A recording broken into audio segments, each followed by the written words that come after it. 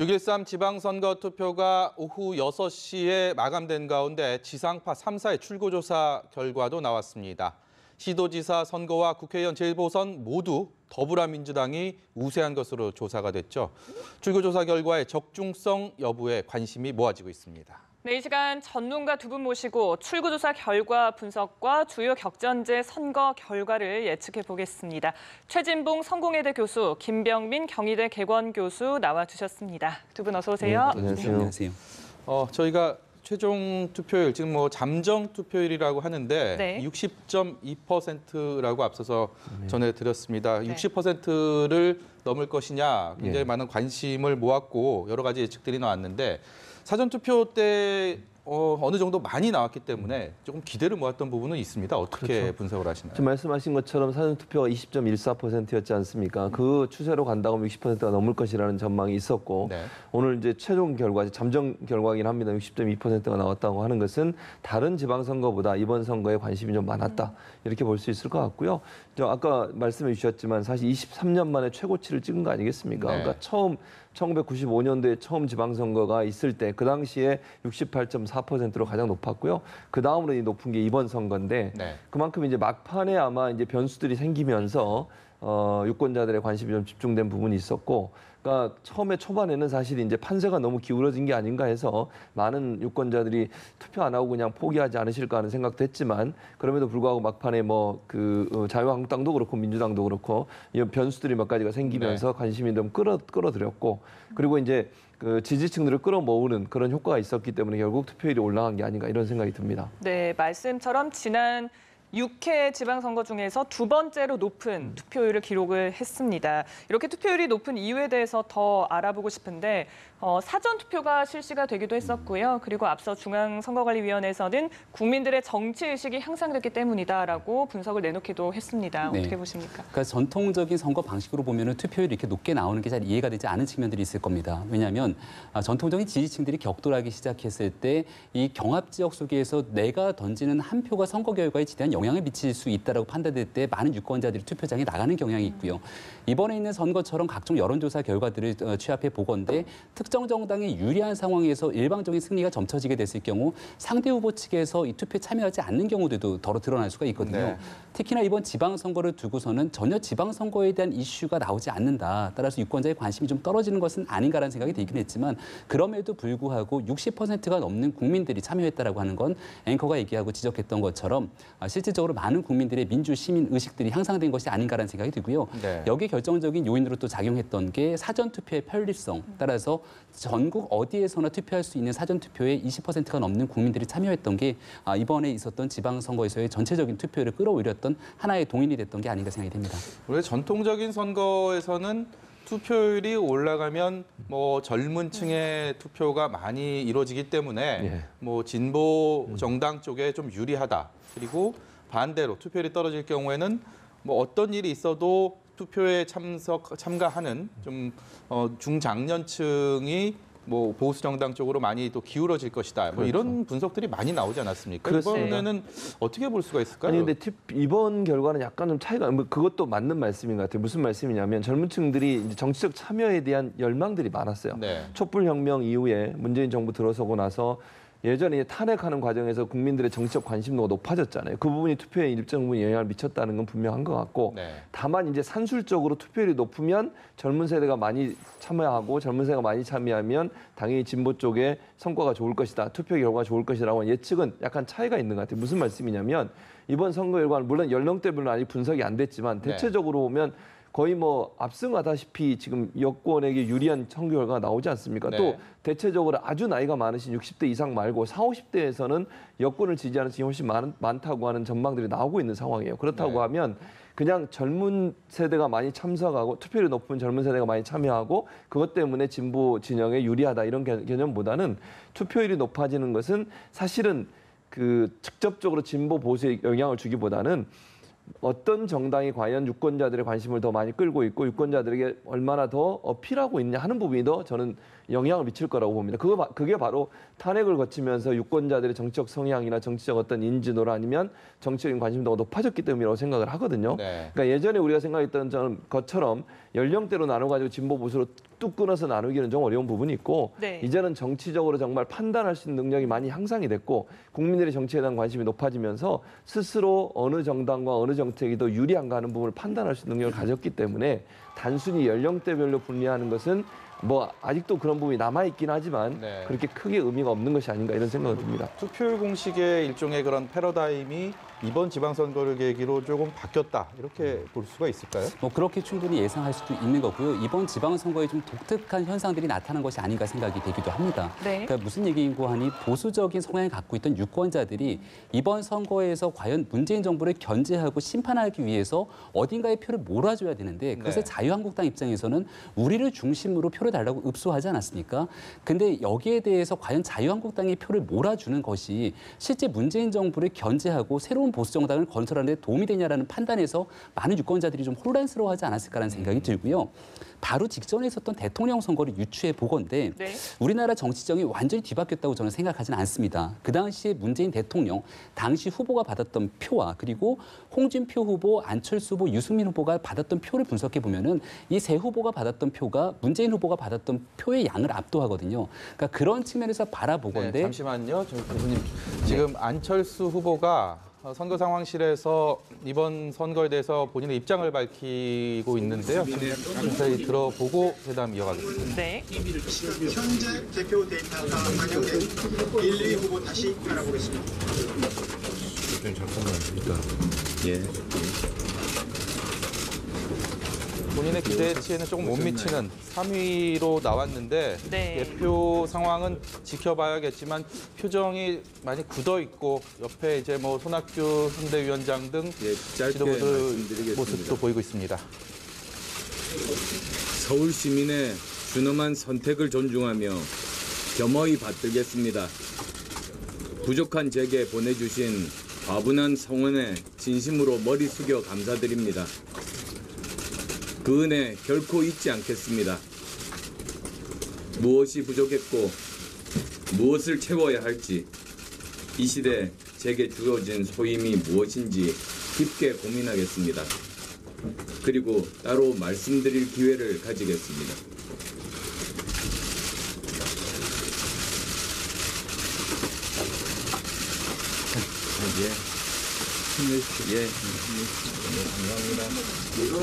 네, 지금 안철수 후보 서울시장 선거에 출마했던 안철수 후보가 비장한 표정으로 그리고 많이 굳은 표정으로 짧은 본인의 소회를 얘기를 했습니다. 아직까지 선거 결과가 개표 결과가 최종 드러나지는 않았지만 네. 워낙 출구조사 예측 조사 결과 많은 격차가 났기 때문에 어느 정도 패배를 좀 스스로 뭐 생각하고 있는 거 아닌가라는 표정이서 읽히는데요. 뭐 과분한 성원은 있지 않겠다 하면서 뭐 무엇이 부족한지 깊이 반성을 할 것이고 따로 말씀드릴 기회를 가지겠다.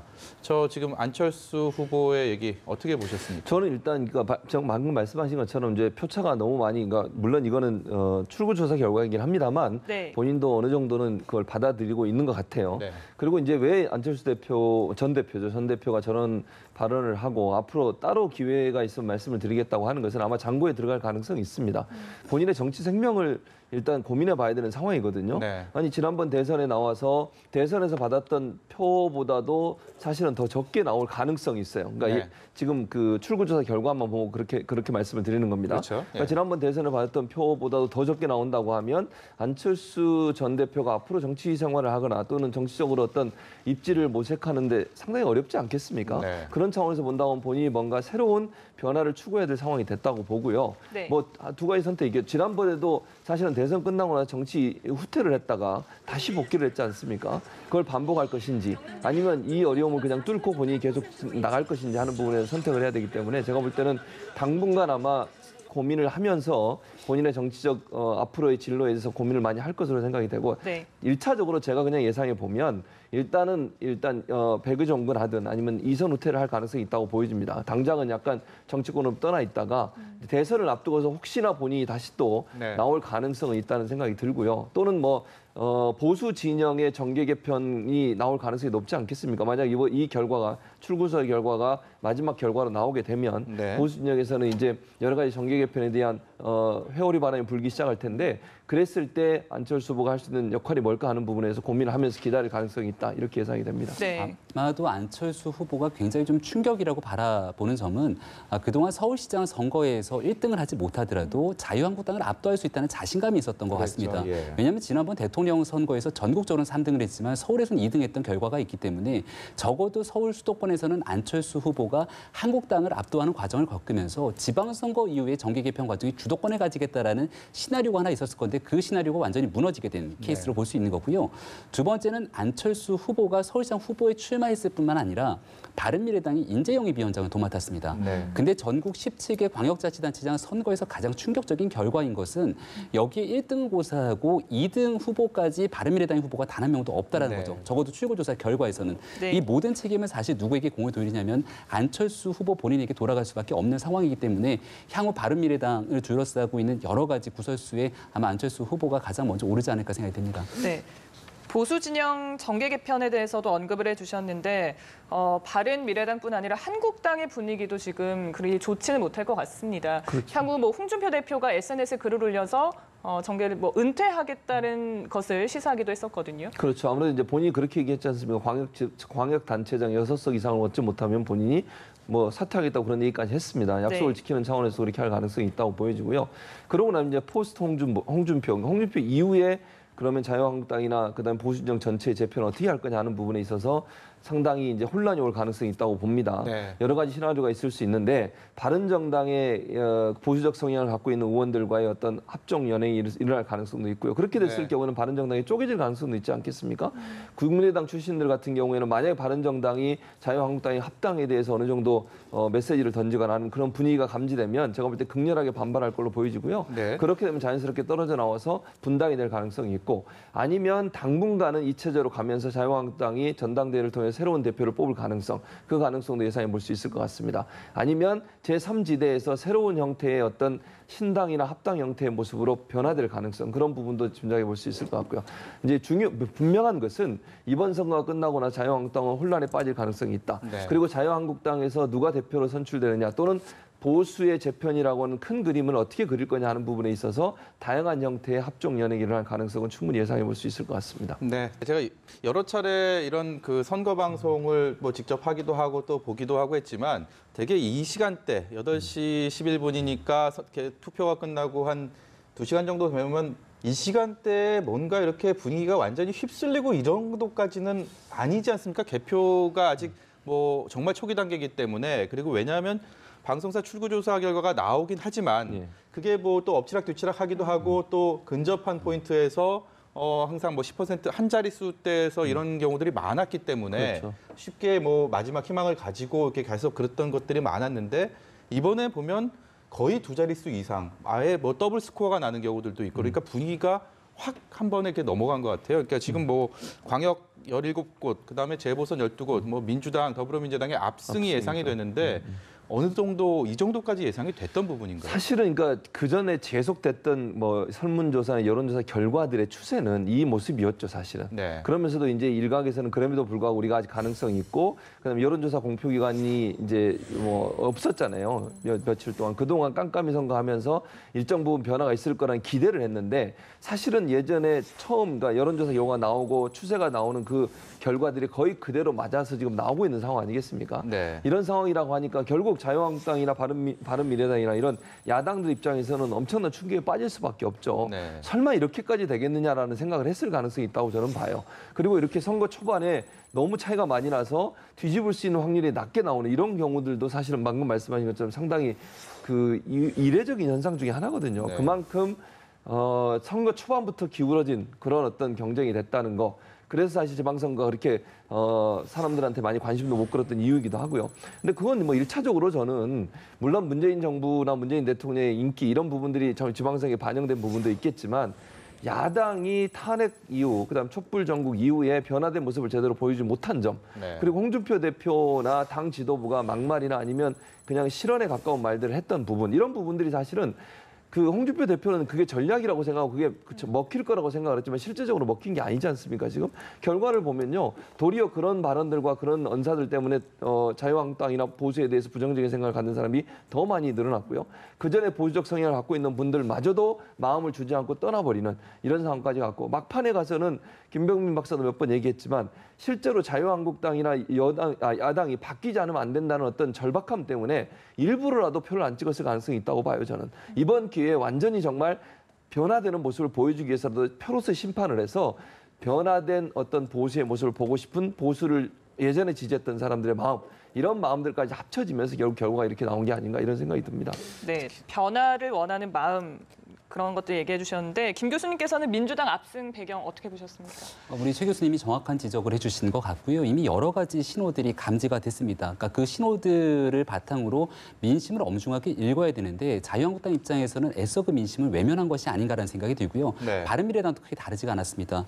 패인 두 가지를 좀 먼저 분석을 해보면 자유한국당 입장에서는 변화하면서 국민들의 마음을 얻을 수 있는 여러 가지 기회가 있었는데 그 첫 번째 기회는 결국 공천 과정에서 투명성이고 새로운 인물에 대한 인재 영입일 겁니다. 그러니까 작년으로 이제 정치 시기를 돌려보면 홍준표 당시 대표가 전당대회에서 당선되고 난 뒤에 박근혜 전 대통령의 출당 조치로 당을 혁신하겠다는 얘기를 했지만 결과론적으로 다시 한번 강경 보수들을 끌어안는 모습으로 돌아오게 되거든요. 특히나 그 서울시장 선거에서 나갈 후보들을 참신한 인물을 찾겠다라고 얘기했지만 결국 마지막에 찾지 못해서 후보로 공천하게 된 사람이 김문수 후보입니다. 그리고 김문수 후보뿐만이 아니라 경남지사 선거에서는 김태호 전 지사, 그리고 충남지사 선거에서는 이인재 전 의원을 공천하게 되죠. 이런 한국당 입장에선 과거 오랫동안 보수정당에서 역할했던 인물들이지만 이들에 대한 국민들의 시선은 올드보이의 귀환이라는 표현을 썼고 결국 지금까지 나와 있는 출구조사의 결과를 바라봤을 땐 이와 같은 상태로서 과연 보수 재건이 가능한가라고는 준엄한 심판이 있지 않았을까라는 생각이 드는 거고요. 그렇다면 이러한 제1야당을 견제하고 새롭게 야당으로서의 가능성을 보이기 위해서 바른미래당이 출범을 했는데 그 미래당을 출범하고 난 뒤에 여러 가지 내분에 쌓이게 됩니다. 첫 번째로 공천 갈등을 겪게 되는데 선거 직전까지 송파을의 박종진 후보에 대한 공천까지도 제대로 하지 못하는 상황. 그리고 이 노원병에서의 이준석 후보의 공천을 둘러싸고 유승민계와 안철수계에 대한 갈등들이 그대로 국민들 눈앞에 드러났거든요. 그리고 여기에 대해서 바른미래당이라고 한다면 실질적인 지방선거를 앞두고 새로운 참신한 인물들을 통한 인재 영입들이 굉장히 활발하게 이루어져야 되는데 그런 모습들을 과연 국민에게 보여줬는가. 저는 지금 현재 나오고 있는 출구조사와 이 투표 결과가 지금 17개 광역자치단체 선거에 집중하고 있는데요. 이제 조금 있으면 개표 결과를 통해서 기초자치단체장 결과를 보게 될 겁니다. 근데 만약 기초자치단체장에서조차 바른미래당에서 새로운 인물을 통한 당선을 낸 사람들이 없다라면은 이건 진짜 엄청난 충격일 수밖에 없기 때문에 이런 현재의 정당에 대해서 많은 보수적인 유권자들이 심판한 결과가 아닐까라고 생각이 듭니다. 저희는 경기지사 지금 상황을 좀 살펴보겠습니다. 선거 초반에는 사실 가장 관심을 모았던 지역이 경남지사였거든요. 근데 이제 선거 중반, 선거운동 기간 막판을 향해 갈수록 경기지사 투표가 선거가 최대 관심사로 떠올랐습니다. 특히 깜깜이 기간을 거치면서 과연 그 여론조사 격차가 얼마나까지 좁혀졌을지, 실제로 역전이 이뤄질지 이렇게 관심을 많이 모았는데 예측 조사 결과를 보면 26%포인트 차이. 굉장히 많이 벌어져 있습니다. 그러니까요. 아마 이제 그게 아주 여론조사 결과와 크게 다르지 않지만 약간의 차이가 있는 걸로 보여지는데 아마 이제 잘 아시는 것처럼 이제 여배우 김부선 씨와의 스캔들 문제가 계속 터지면서 이슈화가 됐었죠. 그 이슈가 일정 부분 영향을 미쳤을 가능성이 있다고 봅니다. 특히 이제 나이가 좀 있으신 분들 같은 경우에는 그 부분 영향을 미쳤을 가능성이 있고요. 보수층 중에 일부가 그럴 가능성이 있는데 그럼에도 불구하고 그게 이제 한계가 있었던 거죠. 왜냐하면 사실은 이제 여러 가지 주장은 많았지만 결정적인 증거가 나오지 않은 상태가 돼버렸지 않습니까? 그러다 보니까 서로의 주장이 부딪히는 상황이 됐어요. 결국 이재명 후보는 그런 일이 없다고 지금 주장을 하고 있는 것이고 김부선 씨나 다른 이제 그 김영환 후보 측에서는 그게 사실이라고 계속 주장을 하면서 강렬한 어떤 대결 구도는 이루어졌지만 그 결정적인 증거가 안 나오면서 누구의 말이 맞는지를 분간할 수 없는 상황이 돼버린 거죠. 그게 그러니까 선거에 영향을 미치는데 한계가 있을 수밖에 없는 거예요. 네. 만약에 결정적인 증거가 나와서 투표하기 전에 그런 증거가 쏟아졌다고 하면 아마도 더 많은 영향을 미쳤을 겁니다. 그런데 그런 증거가 없이 그냥 서로의 주장만 있는 상황이었고 김부선 씨 같은 경우 예전에 2번을 부인했던 적이 있었기 때문에 그러니까 이재명 후보를 지지했던 사람들 입장에서는 쉽게 돌아서지 않는 상황이 연출이 됐고 그것이 결국은 투표 결과에 제한적인 영향을 미치는 그런 구조로 갔다고 볼 수 있겠습니다. 네. 김 교수님께서는 어떻게 이 정도까지 벌어질 것이다라고 예측을 하셨습니까? 그러니까 남경필 후보가 쉽게 예측하지 못했을 거라는 생각이 들고요. 만약 그랬다면 네거티브 선거를 이렇게까지 강하게 하진 않았을 거라는 생각이 듭니다. 그러니까 한국당 입장에서 저는 돌이켜서 보건대 패착이라고 하는 거는 애당초에 이 이재명 후보에 대한 욕설 파문이 굉장히 논란이 됐는데 네. 여기에 대한 음성 전체를 홈페이지에 올립니다. 그러니까 이게 상당한 무리수임에도 불구하고 이렇게 네거티브 선거를 취했을 경우에 이재명 후보를 향하던 표심이 돌아서 자유한국당이 남경필 후보로 오지 않겠는가라는 네. 기대감을 가졌던 것 같고요. 네. 여기에 덧붙여서 이제 여배우 스캔들이 더 강하게 나오지 않았습니까? 네. 특히나 여기에 대해서는 진실 공방으로 벌어지면서 중간에 여권 지지층 내부가 분열되는 모습까지 보이기도 했습니다. 근데 그럼에도 불구하고 많은 유권자들의 선택의 결과를 출구조사를 비추어 바라보면은요. 한국당에 있는 남경필 후보로 그 표가 가지 않는 모습들을 보게 됐을 때는 이 근본적으로 한국당이 지금 무엇이 문제인가를 고민해 볼 필요가 있다라는 거죠. 그래서 이재명 후보에 대해서 최종적으로 만약 경기지사에 당선이 된다면 네거티브에도 불구하고 이 당선이 됐던 상황에 대해서 이재명 후보도 여러 가지 상처를 안게 됐지만 유권자들이 최종적으로 선택하는 표심의 결과에서는 그런 것들보다 훨씬 더 우위에 있는 무언가를 두고 투표한 것에 대한 그런 고민들을 여러 가지로 하게 되는 지점이라고 생각이 됩니다. 네, 큰 격차로 이재명 후보가 당선될 것으로 유력시 되고 있는데 근데 한 가지 짚어보고 싶은 게 지금 지역별 투표율을 보면요. 인천이 최하위고 경기도 하위권이거든요. 혹시 뭐 네거티브 공방이라든지 이런 것들이 영향을 미쳤을 가능성은 없을까요? 선거 막바지에 이뤄서 이부망천이라고 하는 망언이 네. 있었죠. 네. 자유한국당의 정태욱 전 대변인이 했던 얘기인데요. 그러한 막말에 대한 핵심 당사 지역이 인천이고 그리고 경기도 부천 지역 아니겠습니까? 네. 그러니까 전통적으로 보수적인 유권자들이고 진보적인 유권자들이 다 대한민국에 섞여 있습니다. 네. 근데 그중에서 내가 이제 평생을 태어나서 보수적인 정당에 투표했던 사람이라 할지라도 유권자라 할지라도 정태욱 전 대변인의 그와 같은 발언을 바라본 부천 지역에 거주하고 있거나 경기 지역에 거주하고 있는 보수적인 유권자는 과연 어떤 선택을 해야 될 것인가에 대한 혼란에 좀 빠지지 않았을까라는 생각이 들고요. 네. 결과론적으로 투표를 좀 포기하게 되는 상황까지 온 것은 아닌가라고 조심스럽게 예측할 수 있지 않을까 생각이 듭니다. 네. 네, 민심은 천심이라고 하지 않습니까? 뭐 무관심하거나 예. 아니면 등을 돌리거나 결국 그 민심이 그대로 나타나는 게 선거가 아닌가. 이번 특히 경기와 인천 지역에 지금 말씀하신 그런 투표율로서 또 나타난 거 아닌가 그런 생각을 해봅니다. 네, 이번에는 서울도 좀 짚어보고 싶은데 박원순 후보가 유력합니다. 사상 최초로 삼선 시장이 탄생할 가능성이 커진 거죠. 그렇죠. 이제 더 이상 못하는 거죠. 3선 이상 못하게 네. 돼 있거든요. 네. 그래서 아마 박원순 시장 입장에서는 뭐 이제 제가 섣부른 얘기일 수도 있지만 대선 가도에 안 차겠다 이렇게 보여집니다.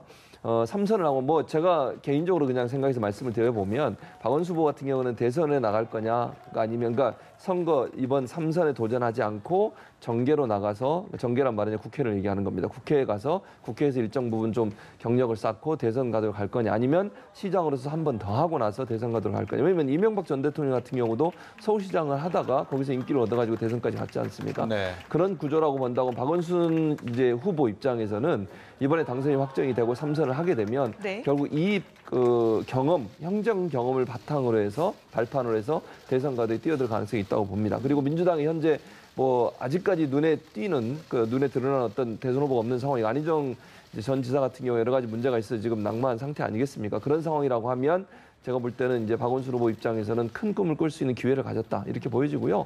이제 본인의 그 오랜 행정 경험 이런 경험들이 결국은 국가 경영이나 운영에도 도움이 된다라고 하는 그런 부분을 어필하면서 본인의 어떤 큰 꿈을 그리는 그런 과정에 들어갈 가능성이 높다 이렇게 보입니다. 네. 박원순 후보를 보면은 좀 같이 봐야 될 지점이 보이는데요. 이 서울에 있는 25개 구청장 선거의 결과도 함께 봐야 될 겁니다. 그러니까 박원순 후보가 공약을 하나 하긴 했거든요.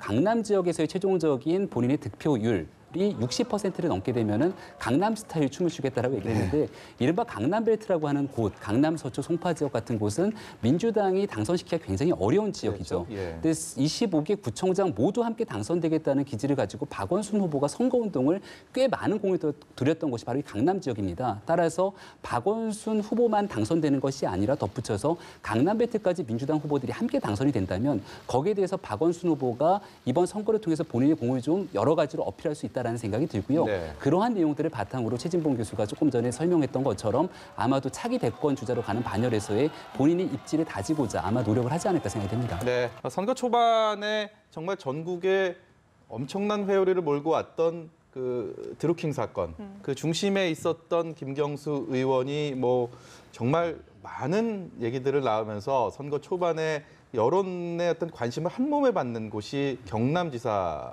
선거였단 말이죠. 근데 이제 어느 정도 이 영향을 미칠 것이냐. 그래도 상대편은 또 자유한국당의 김태우 후보라는 이전 선거에서 단 한 번도 져본 적이 없는 6번 6전 전승이라고 하는데 그 두 거물이 붙었기 때문에 정말 경남지사에 대한 관심도 컸는데 출구조사 결과는 16%포인트 정도. 뭐 이 정도는 예상을 하셨습니까?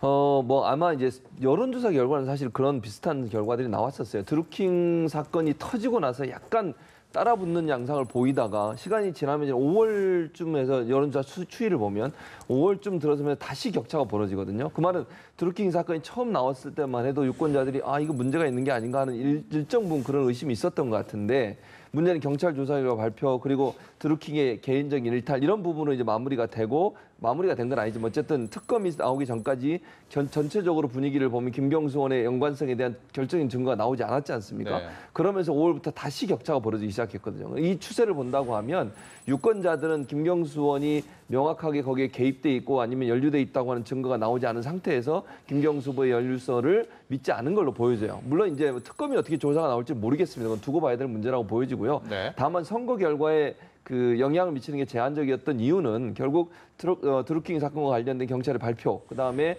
조사 과정에서 결정적인 어떤 증거 이런 부분들이 부족해서 유권자들 입장에서는 김경수 의원의 말을 더 신뢰하는 그런 결과를 가져온 게 아닌가 이런 생각이 듭니다.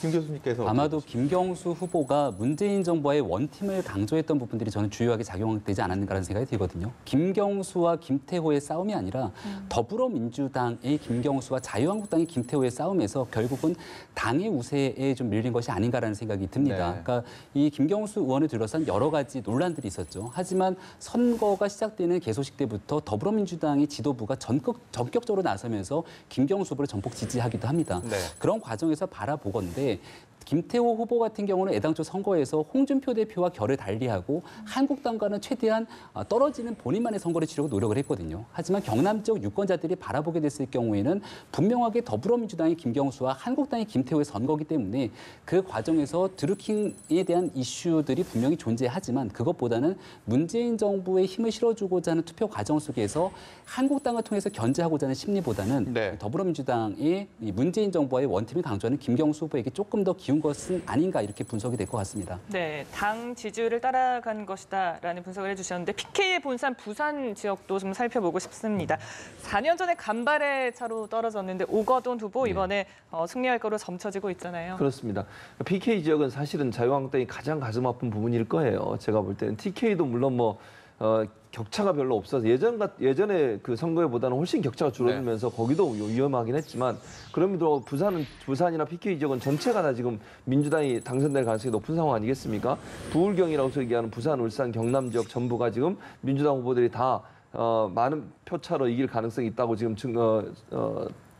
출구조사 결과가 나왔고요. 네, 네. 또 하나 이제 해운대 을 지역도 민주당 후보가 당선될 가능성이 높은 것으로 출구조사 결과가 나왔거든요. 그렇다고 하면 한 번도 부산에서 지금까지 민주당 그러니까 진보 진영의 광역단체장이 나온 적이 없었어요. 네. 그런데 최초로 지금 나오는 것이고요.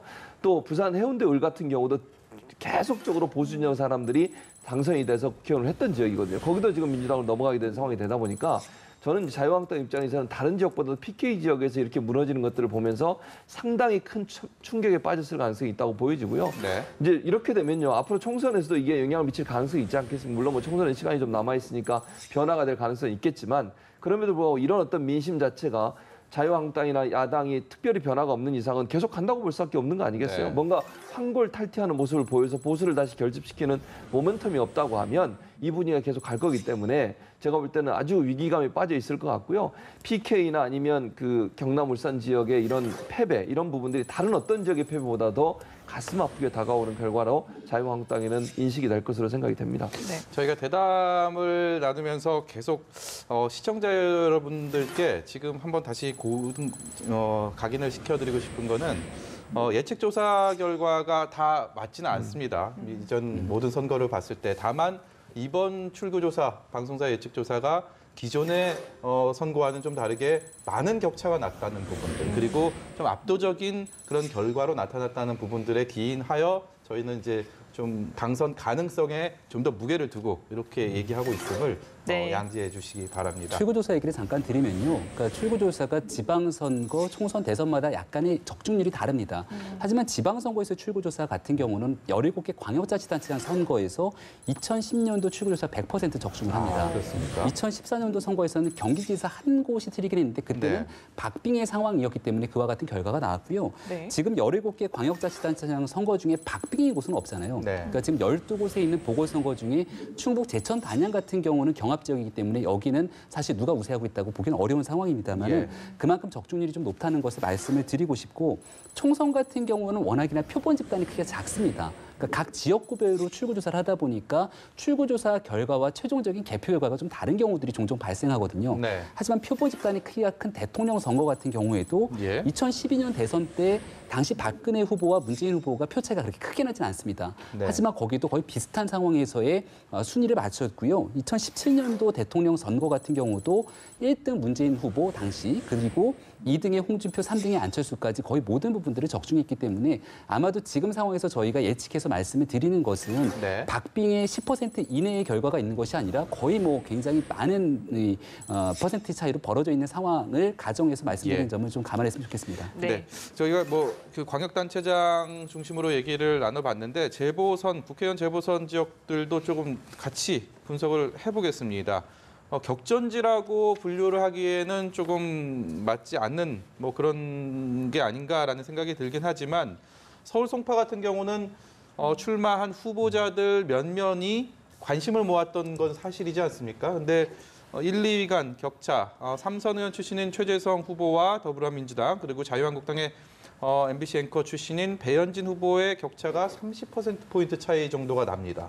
이 서울 송파에 대한 민심은 어떻게 읽어야 되겠습니까? 저는 뭐 송파 같은 경우는 사실은 이게 예전에는 또 그 보수 진영의 분들이 많이 당선됐던 곳이기도 해요. 네. 물론 뭐 그 전에는 그 진보 진영의 인사가 당선이 되긴 했습니다만 바로 전에는. 네. 그런데 어쨌든 이제 송파 지역 이런 결과들도 보면 전체적으로 그 문재인 정부나 아니면 문재인 정부가 추진하고 있는 여러 가지 정책들에 대해서 많은 부분 국민들의 지지와 그다음에 성원을 많이 얻고 있는 게 아닌가 하는 생각이 듭니다. 왜냐하면 최재성 후보 같은 경우도 사실은 본인의 개인적인 능력도 많이 인정이 됐겠지만 사실 현 정부의 어떤 그 성과 이런 부분들이 작용을 했다고 보거든요. 네. 왜냐하면 이 지역 같은 경우도 배현진 후보를 전략 공천했지 않습니까? 홍준표 대표가. 네. 그러니까 문재인 대통령, 홍준표 대표의 대리전 양상을 보여준 것도 맞다고 보여주고요. 그런 차원에서 본다고 하면 이번 선거 결과는 결국 송파에 계시는 분들 입장에서 문재인 정부의 성공에 대한 지지 그리고 문재인 정부가 지금까지 추진했던 것에 대한 어떤 성원 이런 부분들이 일정 부분 반영됐다고 보여지기 때문에 예. 이거는 결국 최재성 후보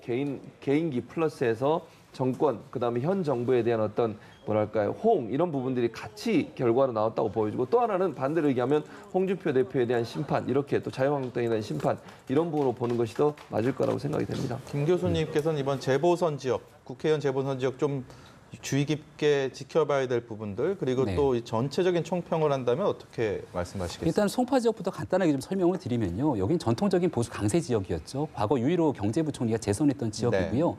우리가 지난 2016년 총선을 바라봤을 때 옥새 들고 나르샤가 한때 굉장히 회자가 됐던 부분 아닙니까? 그 옥새 들고 나르샤 때문에 결국 무공천이 된 지역이기도 합니다. 네. 그 당시 새누리당에서는 유영하 변호사 박 전 대통령이 그랬죠. 가장 측근을 공천하려고 했다 포기가 돼서 결국은 최명기 더불어 더불어민주당 의원이 당선이 되게 됐는데 네. 그만큼 보수 진영 입장에서 지역에 있는 유권자들을 대상으로 그들이 원하고 있는 후보를 내세우지 않았다라고 하는 불만들이 좀 잠재되어 있는 곳이 아닌가라는 생각이 들거든요.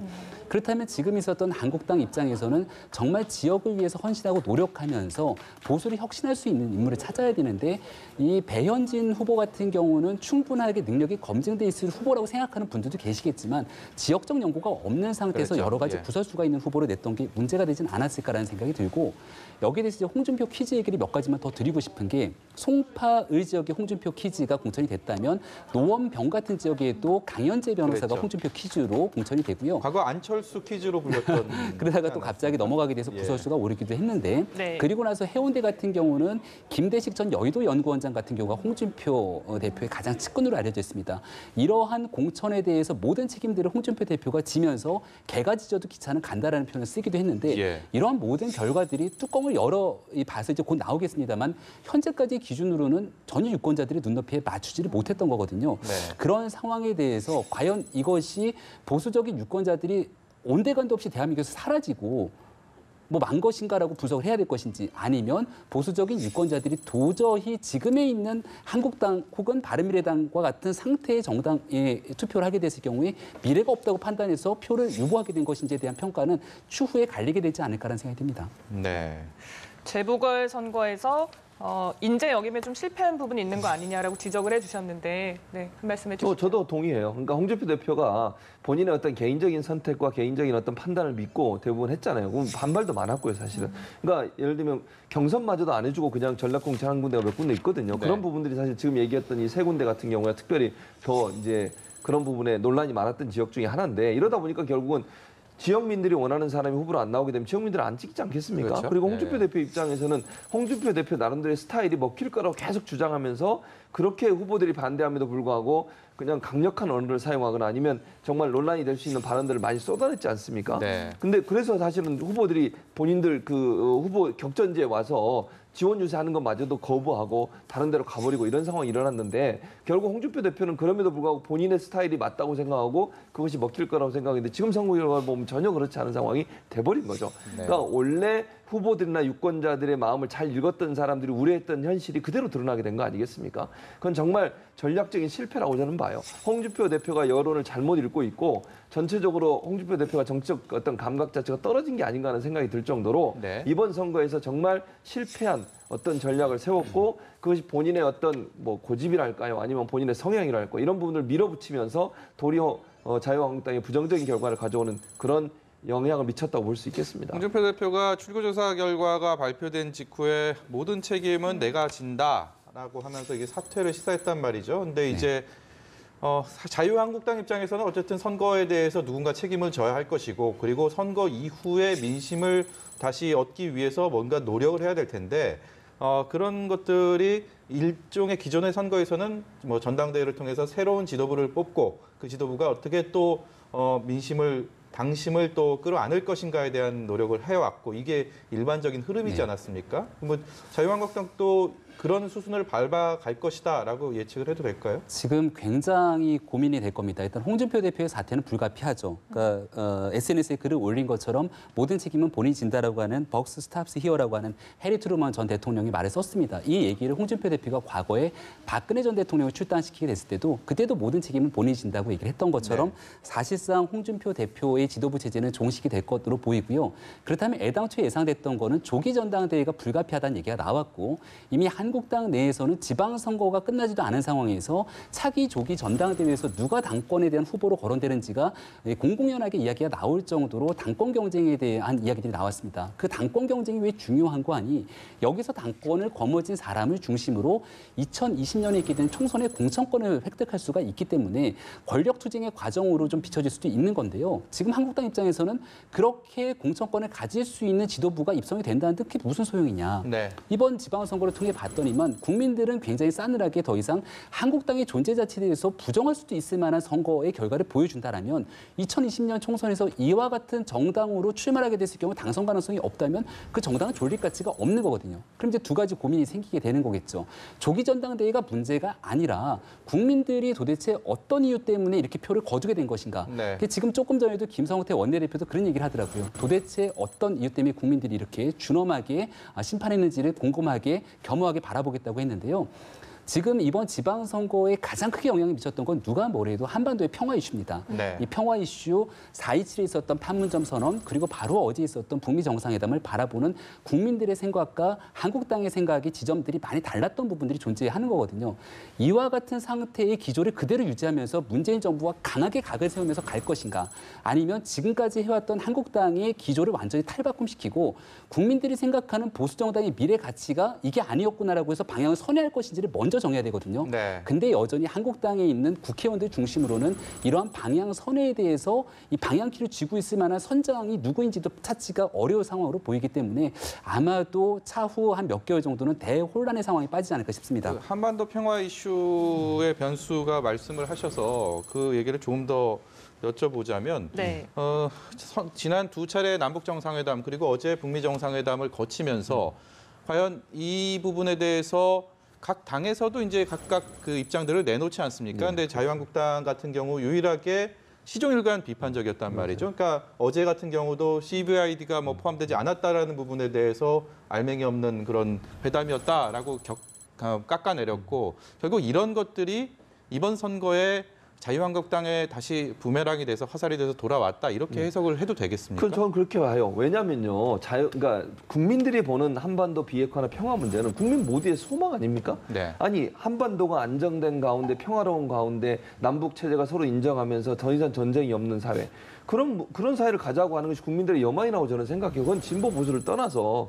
그런데 자유한국당 입장을 보면요, 잘한 걸 잘한다고 얘기를 해준 적이 없어요, 한 번도. 네. 아니 그렇잖아요. 지금 발목 잡기라고 계속 그 비판이 나오는 이유가 잘한 부분이 있고 좋은 성과가 있으면 그 부분은 칭찬해 주고 그리고 나서 뭐가 부족한 부분이 있으면 그걸 지적해야 되는 것이 저는 대한정당이라고 생각을 하고 야당의 역할이라고 보거든요. 그러니까 정부나 아니면 여당이 하는 일 중에 잘한 일이 있으면 그것도 호응해 주는 게 맞는 거 아니겠습니까?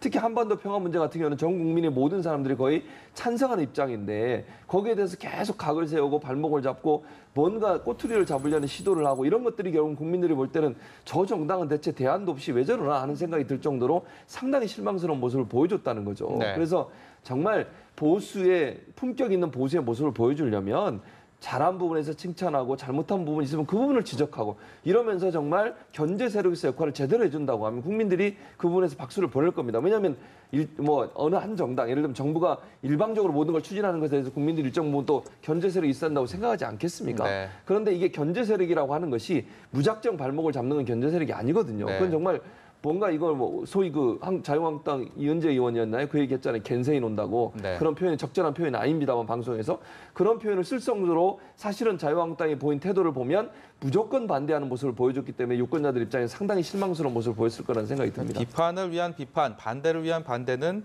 더 이상 민심을 얻지 못한다. 뭐 이런 말씀 같습니다. 네.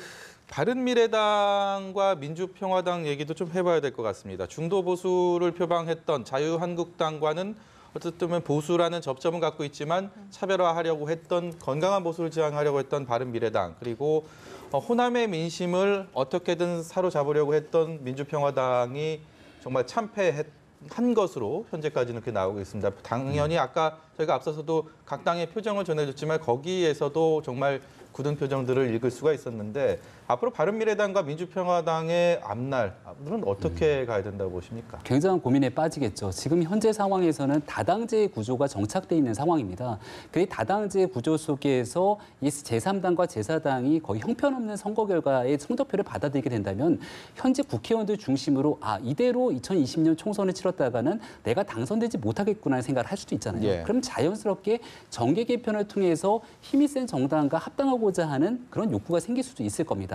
하지만 명분이 떨어지게 되겠죠. 그러다 보니까 민주평화당에 있는 일부 의원들 같은 경우에는 아마도 바른미래당이 선거 끝나고 나면 한국당과 통합할 것이다라고 계속 얘기를 합니다. 네. 그럼 저쪽이 통합하니까 결국 표가 부족하게 될 것이고 우리도 통합해야 되겠네라고 해서 민주당과의 통합 가능성을 얘기하고 있는데 현실적인 문제에서는 더불어민주당 입장에서 호남에 있는 민주평화당 의원들과의 통합을 과연 강하게 반길 것이냐라고 하면 그렇지 않을 가능성이 높거든요. 네. 그래서 국회의원들의 이해관계가 얽혀 있는 상황이기 때문에 굉장히 어려운 지점에 서 있다라고 볼 수가 있는 것 같고요. 네. 바른미래당 같은 경우는 지금 섞여 있는 국회의원들의 이 조합이라고 하는 게 정확하게 정리가 안 돼 있습니다.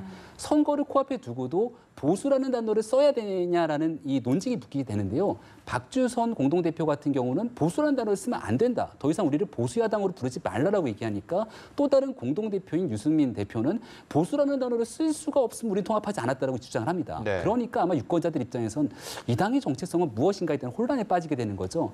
그러니까 손학규 선대위원장이 선거에 끝나고 겸허하게 내용들을 받아들였지만 그럼에도 중도 개혁에 대한 기치는 살아있다고 얘기를 하고 있는데 아마도 여기에 대한 정체성을 확립하고 이 길을 그대로 갈 것인지 네. 아니면 한국당과 통합을 통해서 제대로 된 보수 정당이 개혁을 할 것인지 여기에 대한 결론이 먼저 나야 될 것 같습니다. 네, 불편한 동침이 이루어지고 결국 있는 것 물리적인 같은데요. 결합은 이렇지만 화학적인 결합까지는 미처 이루지 못한 것들이 이번 선거에 민심으로 나타난 것 같다는 생각이 듭니다. 그 앞서 서울시장 그 유세를 할 때 예. 끝내 단일화가 이루어지지 않았잖아요. 그렇죠. 그래서 그를 두고 정계 개편은 오히려 전초전이 아니냐라는 얘기도 나왔었는데 향후 바른미래당의 운명에 대해서 어떻게 보십니까? 그러니까 바른미래당은 상당히 어려울 가능성이 있어요. 지금 김 박사도 얘기하셨지만 실제적으로 그 국민의당 출신과 바른정당의 출신들이 뭐 아까 말씀 그대로 표현을 쓰자면 물리적인 결합을 했지만 화학적 결합이 안 되는 거 아니겠습니까? 네. 아니 지난번에 공천하는 문제 가지고도 얼마나 싸웠습니까? 사실 마지막까지 박종진 후보 공천하는 문제 가지고 거의 뭐 그러니까 대결 양상까지 가지 않았습니까? 그런 양상이라고 하면 앞으로도 이 문제가 이제 불거질 가능성이 있어요. 그러니까 총선이 끝나고 나면 누군가 책임을 져야 되는 거 아니겠습니까? 공동 대표인 유승민 대표와 박주선 대표가 네. 누구한테 책임을 밀겠습니까? 그러면 보수라는 단어를 써서 이런 거 아니냐? 우리가 너무 보수적으로 보여서 이런 거 아니냐? 이런 주장을 할 수 있을 것이고 뭐 모르겠습니다만 또는 우리가 중도 성향의 어떤 보수적 성향을 보이지 않았기 때문에 이랬다고도 주장할 수도 있을 것이고 그러니까. 네. 이런 두 양측이 어떤 전혀 다른 이데올로기적 성격을 갖고 있는 두 그룹이 만나서 하나의 정당을 만들다 보니까 그 안에 충돌이 일어나는 것 같고요. 이게 이제 표면화되지 않고 지금까지는 선거 때문에 가라앉아 있었어요. 뭐 안철수 후보가 혹시나 유의미한 투표율을 얻거나 아니면 뭐 당선이 됐다고 하면 이 문제가 어느 정도 계속 수면에 가라앉아 갈 수 있지만 지금 상황은 전혀 상황이 다릅니다. 네. 지금 말씀하신 것처럼 서울시장도 지금 당선이 안 될 가능성이 높다고 보여지고 다른 광역단체장들 같은 경우도 바른미래당이 전혀 지금 당선될 가능성이 낮은 상황 아니겠습니까? 이렇다고 하면 당 전체에 엄청난 이제 혼란이 올 가능성이 있고요. 그러면 다음 차기의 당권을 누가 쥐고서 갈 거냐 이런 상황도 일어날 수 있다는 생각이 들고 또 하나는 이런 상황에서 국민의 어떤 지지를 얻기 위해서 우리의 정체성을 어떻게 만들어 갈 거냐 하는 거 가지고 엄청난 충돌이 일어날 가능성이 있다. 그리고 만약에 또 하나 가정을 해보면 네. 보수 진영의 정계 개편이 일어난다고 하면 자유한국당 중심으로 해서 바른미래당에 있는 보수적 성향의 의원들이 과연 가만히 계속 있을 것이냐 하는 부분 또 바른미래당이 혹시나 자유한국당의 통합을 모색할 가능성이 있지 않나 하는 부분 이런 부분들까지 엮여지면서 바른미래당은 상당한 혼란에 빠질 가능성이 있다고 보여집니다. 네.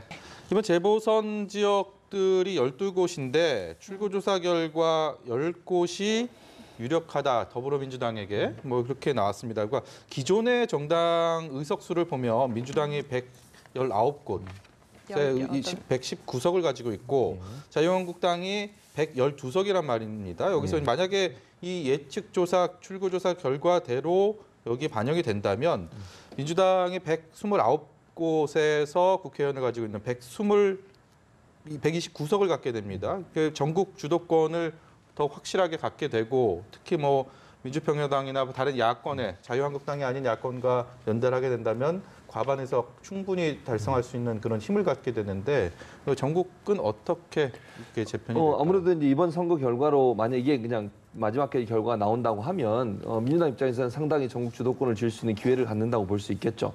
뭐 숫자의 10명의 숫자의 문제가 아니라 네. 재보선에서 거의 뭐 압승을 한 거 아니겠습니까? 국민들의 지지를 어느 정도 확인하는 결과가 되는 것이고 네. 뭐 한 석밖에 못 얻게 되는 자유한국당 같은 경우는 참패하는 결과가 나오기 때문에 네. 상당히 위축될 수밖에 없어요. 또 하나는 전국의 이제 숫자도 숫자지만 사실 전국을 운영하는 과정에서 또 자유한국당이 계속 같은 형태의 태도를 보일 가능성이 낮아지는 거죠. 왜냐하면 그렇게 보였을 때는 이 선거 결과에 근거해서 본다고 하면 앞으로 그런 태도를 계속 보이면 앞으로 총선이나 아니면 다른 어떤 국민적 지지를 받아야 하는 상황에서 지지를 받을 수 없는 상황이 될 수 있다고 보기 때문에 자유한국당이 어느 정도 태도 변화를 가져올 가능성이 있다고 보여집니다. 아까 제가 말씀드렸던 것처럼 반대를 위한 반대를 하는 상황을 바꿔야 된다고 저는 생각을 하고 민주당은 일단 전국 주도권을 쥐고서 끌고 간다고 보여지고요. 그다음에 이제 민평당 같은 경우에도 제가 볼 때 민심을 읽었기 때문에 일정 부분 정부가 하는 일에 특별히 문제가 없다고 하면 지지하는 쪽으로 돌아설 가능성이 있다고 저는 봐요. 네. 계속적으로 야당이기 때문에 물론 반대를 하고 물론 견제는 해야 되겠습니다만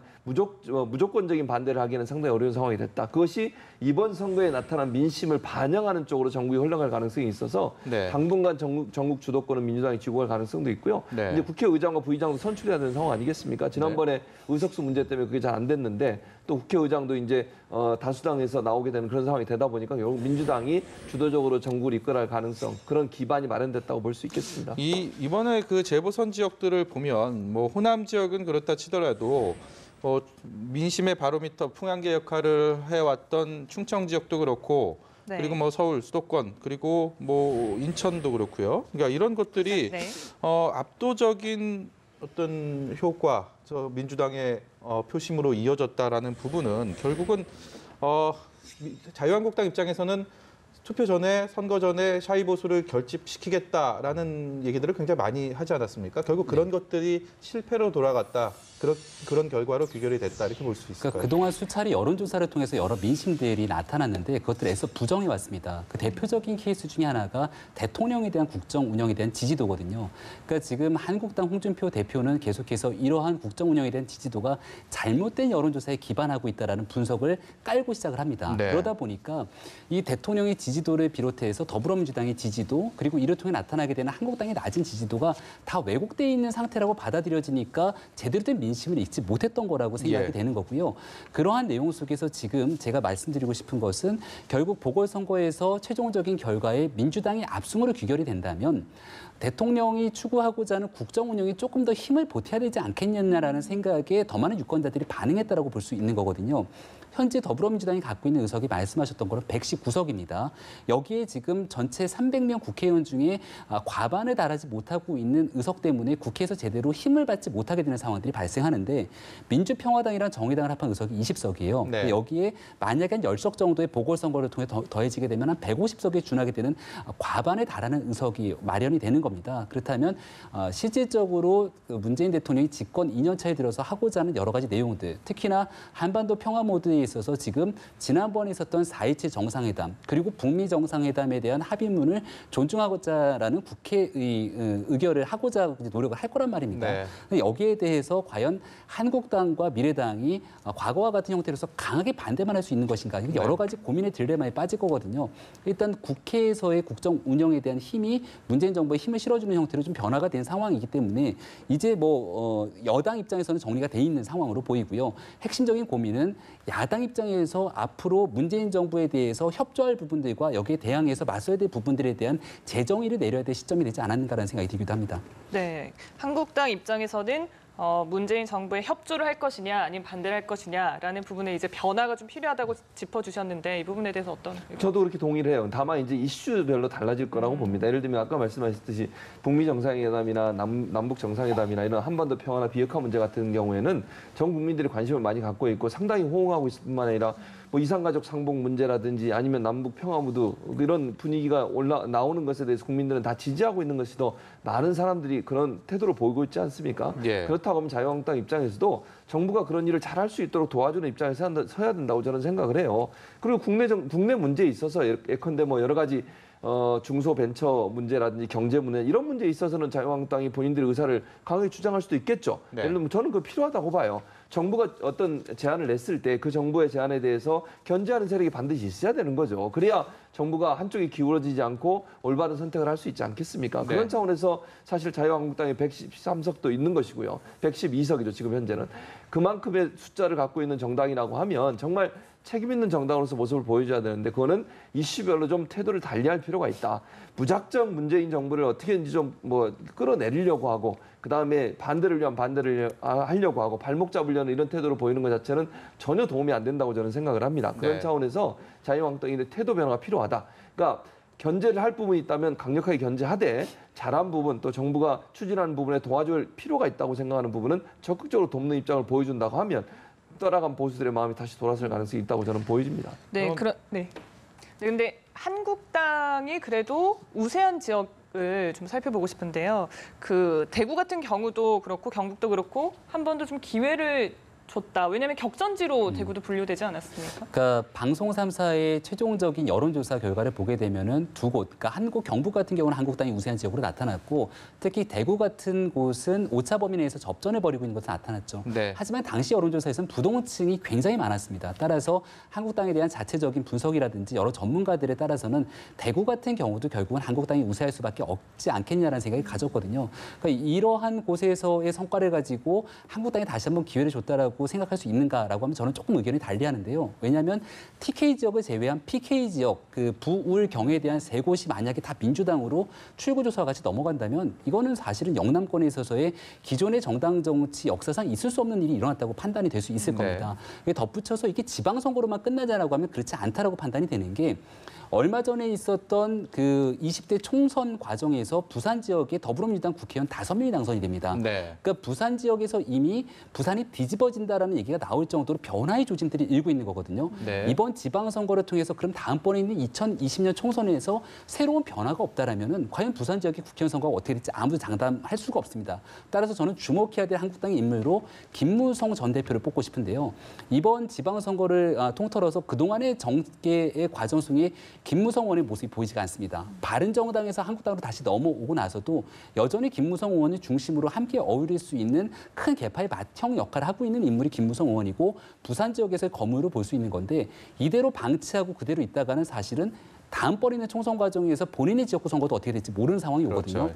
따라서 김무성 의원을 중심으로 하는 과거의 이제 한국당의 원로들이 과연 어떠한 선택으로 한국당을 구원할 것인가 이런 부분들도 우리가 지켜볼 수 있는 대목이라고 봅니다. 지금 두 분께서 한국당의 자유한국당에 대한 우려 그리고 뭐 쓴소리도 이렇게 하고 계시는데 민주당 얘기 좀 해보겠습니다. 더불어민주당 그렇게 국민들의 민심을 얻어서 웃고 박수치고 하는 모습들 지금 승리의 어떤 기운에 취해 있는 모습들 저희가 보고 있는데 마냥 이렇게 승리에 도취돼 있을 수는 없는 거 아닙니까? 그리고 민주당 입장에서도 뭐 8월 달에 전당대회가 또 예정돼 있고 그럼 이후에 당 지도부는 어떻게 구성하고 지금의 국민의 마음을 얻었던 부분들을 어떻게 계속 더 이어갈 것이냐 여기에 대한 또 고민을 스스로 해야 되는 시점이 왔다고 생각이 듭니다. 그럼요, 당연히 그래야 되죠. 민주당 입장에서는 겸허하게 물론 이제 승리를 뭐 만끽하는 것은 필요하다고 보지만 그럼에도 불구하고 이번에 유권자들이 민주당에게 이런 지원을 한 것은 정말 정부, 이 문재인 정부를 성공적으로 잘 이끌어달라고 하는 저는 표현이라고 봅니다.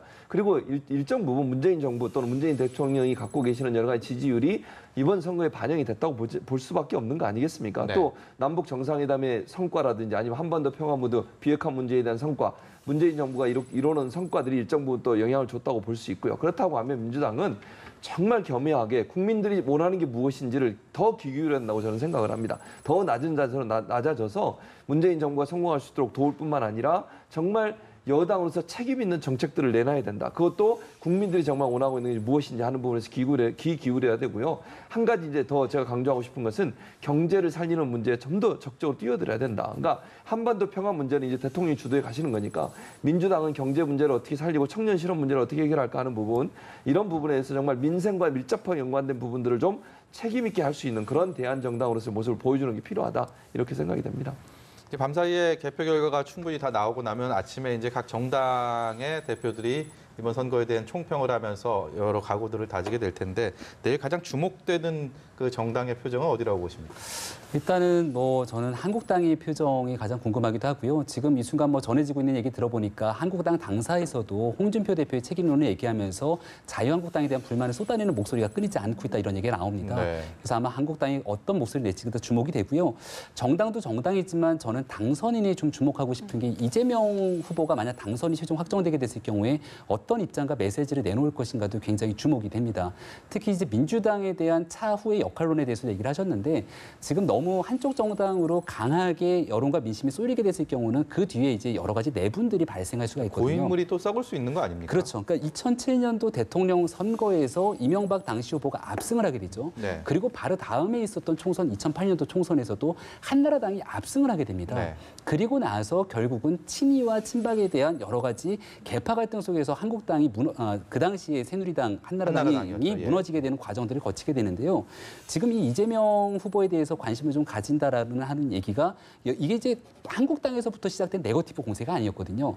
가장 먼저 시작된 네거티브의 시작은 일간지 광고가 해경군 김씨는 누구입니까로부터 시작이 됐는데 여기에 대한 광고 주체가 지나가다 궁금한 민주시민 일들입니다. 네. 그러니까 여권 내부에 분화되는 상황 속에서 이러한 네거티브가 시작됐다는 말씀을 좀 드리고 싶고 특히나 마지막에 이 여배우에 대한 논란 파동 속에서도 문재인 대통령을 지지하게 되는 특정 작가가 나와갖고 얘기하는 여러 가지 과정들을 거치게 되거든요. 그래서 이런 내용들이 이재명 후보가 당선되고 난 이후에 여권의 차기 구도로 가는 상황 속에서의 여러 분열에 대한 조짐들이 나올 수가 있는 건데 이런 것들을 어떻게 극복을 할 수 있는 건지 근데 이 극복이 안 되는 상태에서 차기를 바라보고 계속되는 내분이 이어지게 됐을 경우는 과거의 한나라당, 새누리당으로 이어지게 되는 보수 정당의 잘못된 부분들을 답습할 수도 있기 때문에 굉장히 주목되는 지점이긴 합니다.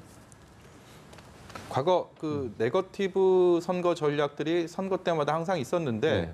이번 선거를 앞두고도 여러 가지 네거티브들이 있었습니다. 뭐 그렇죠. 그 여야를 막론하고 기존 선거와 좀 차별화될 수 있는 부분이 있겠습니까? 그리고 그 효과는 어느 정도가 있다고 보십니까? 저는 사실 이번 그러니까 이번 선거에서 네거티브 전략은 전혀 먹히지 않은 부분이 있죠, 사실은. 그러니까 이재명 후보 같은 경우 가장 이제 네거티브를 가장 많은 공격을 받았던 분 중에 한 분이잖아요. 그런데 네. 지금 출구조사 결과를 보면 이재명 후보가 당선될 가능성이 높은 상황 아니겠습니까? 그 네. 말은 결국 네거티브가 전혀 먹히지 않았다는 거죠. 김영환 후보가 정말 엄청나게 많은 여러 가지 공격들을 하면서 네거티브 전략을 냈고 또 이재명 후보도 그런 반대로 해서 원희룡 후보에 대해서 네거티브도 했고 여러 가지 이제 이런 논란들이 있었고요. 그런데 이런 부분이 사실은 실질적으로 영향을 안 미쳤다는 말은 우리가 처음에도 말씀을 나누었지만 촛불 정부를 지나면서 국민들의 정치적 어떤 그 능력이랄까요? 아니면 어떤 정치적 관심도랄까요? 이런 부분이 많이 성숙이 됐다는 거죠. 그러니까 예전에 무관심했던 국민들도 이제는 젊은 세대부터 정치에 관심을 가지고 선거가 얼마나 중요한지도 깨닫게 됐고 국민의 한 표가 얼마나 중요한 영향을 미치는지도 깨닫게 됐기 때문에 올바로 판단하려고 많이 노력하고 여러 가지 정보를 찾아보는 그런 과정을 거쳤다고 볼 수 있겠습니다. 그래서 결국 유권자들의 성숙한 정치 의식이 네거티브가 더 이상 발못 붙일 수 있는 그런 환경, 선거 환경을 만들었지 않나 이런 생각이 듭니다.